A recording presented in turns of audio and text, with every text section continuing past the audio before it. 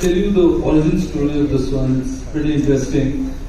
This was the third test when you guys were on the field, and the last day when Ashwin and Vihari, they were storming out, taking blows and stuff like that. And when you guys managed to draw that test, Sudeep, can you raise your hand over there? Yeah. Sudeep, essentially, he's one of the producers. He came and said that this is a great story. And I just impulsively replied, no, the great story will happen if they win the fourth test. And no one had a clue. I mean, I'm sure that you guys were all... Pakistan, of course, has been this rivalry going on for many, many years. But just how tough is it? If you could explain to people playing in Australia against the Australians in their home turf and the entire experience that goes with that. See, generally, tours abroad are never easy for the simple reason that you're going into different conditions. That's something that's not explainable until you go and play. You'll never feel that. But more than that, it's the support of the public. It's you're playing against the media there. You're playing against the senior players who are going to be backing their teams. It happens a lot, especially in Australia. The people, if you're down, they can make you feel, you're going to be in a lot of trouble for the next few weeks, and that's exactly what happened here in Australia as well. A lot of people might have seen what happened on social media and what sort of comments people had to make. Personally, I don't know how many of the other guys would have read into it, but these things really, sort of give me the necessary motivation to come out and say, okay, boss, you're wrong. We can't do it. We are here to do it. But I don't know if it's there as a part of the documentary, but I felt there was a sort of a very external aid that came our way, because we wanted to do it, but at the end of the day, these are these 1%ers that will tell you that this will happen. We won the test in Melbourne, yes, that was the turnaround.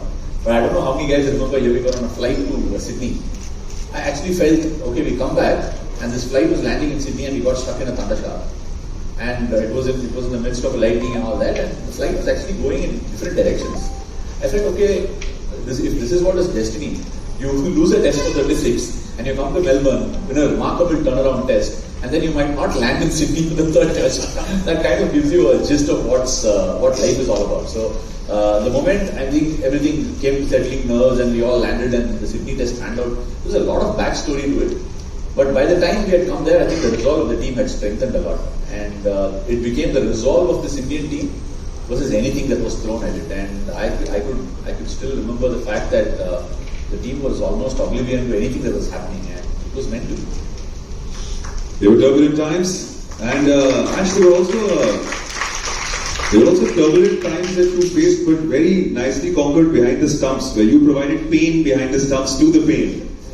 Tell us a bit about that. But very quick on the wit, I must say, Very quick on the wit and how and what you said at that moment, but just define that for us and what really went down. I think Vihari will remember why I said that as well, because we had a discussion on the way Tim Payne was batting through that series. And I kept telling these guys, and we got a very different sort of a short leg position, which was forward short leg, and then we usually have a leg slip. But we had a chat, Rahane, myself and Vihari, and we said, Pujara generally will stand at leg slip, but this guy won't stand with the helmet, let's put him somewhere else and get this guy under the lid.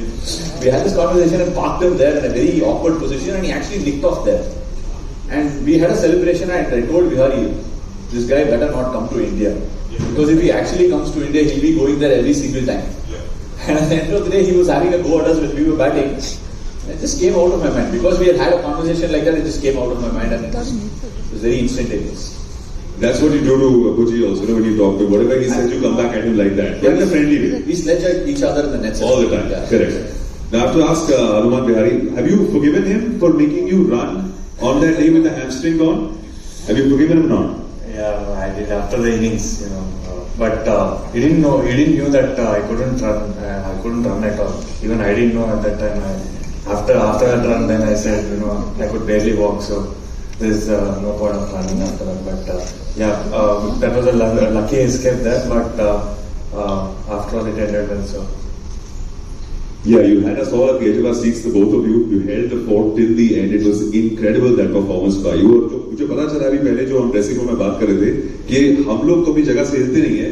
इनके teammates भी वहां पर अपनी seat पकड़ के बैठे हुए थे 5-5 घंटे के लिए. Nobody moved, nobody went to the bathroom, as Ajinkya was telling us. So the nerves are with us, and the nerves are also with them. So it was absolutely remarkable what happened. Let's talk to the man now who can endure a lot of pain on his body, who can probably be hit by a truck, who can be hit by an aeroplane, who can be hit by anything in the world, and that's Cheteshwar Pujara, who stood tall and said, I'm not going to leave my wicket. If I can't hit it to the bat, I'm going to put my body in there.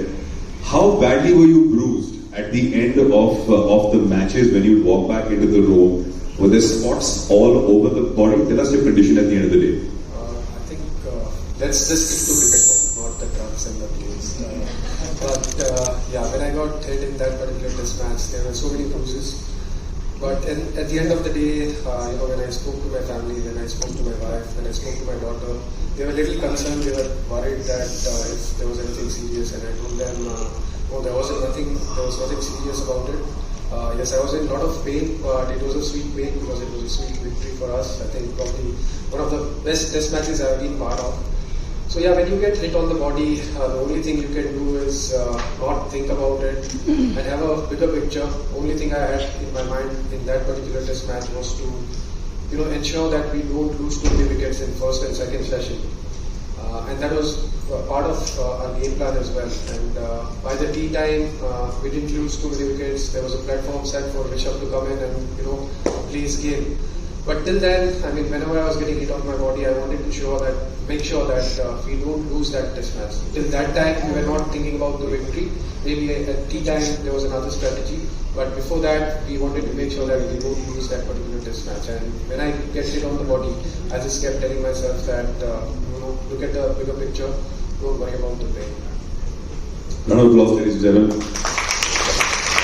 Also, Vijay, I want to ask you, how is it to back with Rishabh Pant on the other side? You both were in different gears, but equally effective. What were you chatting with each other? Were you calming him down, saying that, buddy, calm down, abhi bahut match baki hai? I try my best to calm him down, but everyone knows that he doesn't listen too much about what the non-striker says. But he has his way of batting. I think he likes to back his instincts and play his shots.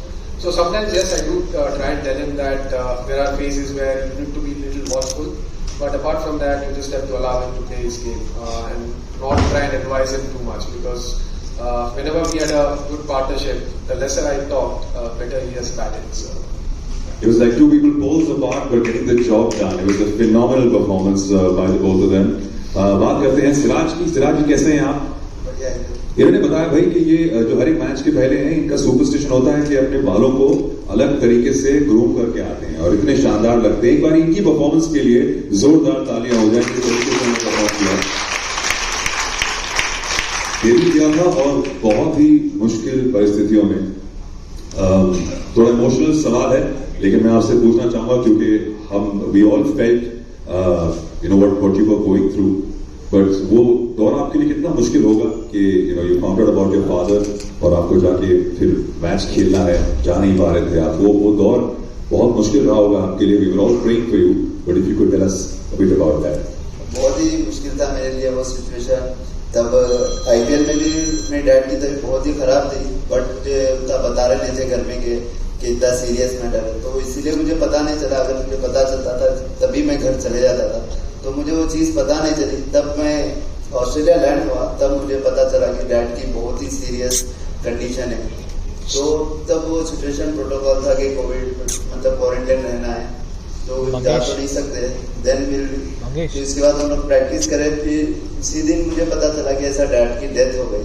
तो जब कोई आगे एक दूसरे से बात नहीं करता था, क्योंकि जब क्वारंटाइन के ऐसे सिचुएशन था, तो दैट टाइम कि मैं मॉम से बात कर रहा था, तो वो टाइम पे मॉम मेरे को इतना स्ट्रांग बना है वो टाइम पे कि एक वुमेन्स का पावर कितना रहता. तब पता चला कि वो सिचुएशन में भी अपने बेटे को इतना स्ट्रांग फीलिंग दे रही थी, क्योंकि जब इतना मतलब घर का एक पिलर मतलब एक स्ट्रांग पिलर जब जाता है तो बहुत ही इफेक्ट पड़ता है.